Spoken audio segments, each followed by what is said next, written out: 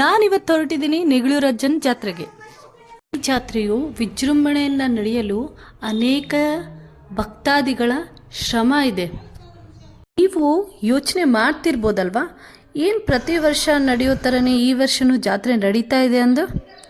ಇಲ್ಲ, ಈ ವರ್ಷ ಹೊಸ ತೇರುಗಳನ್ನು ಅಂದರೆ 2 ತೇರುಗಳನ್ನು ಮಾಡಿಸಿದ್ರೋದ್ರಿಂದ ಜಾತ್ರೆನ ಅತಿ ವಿಜೃಂಭಣೆಯಿಂದ ಮಾಡ್ತಿದ್ದಾರೆ.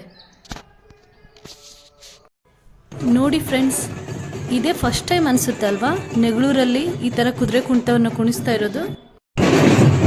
11 ದಿನಗಳ ಕಾಲ ಪುರಾಣ ಪ್ರವಚನ ನಡೆಸಿ ಈ ಜಾತ್ರೆನ ಮುಕ್ತಾಯಗೊಳಿಸ್ತಿದ್ದಾರೆ.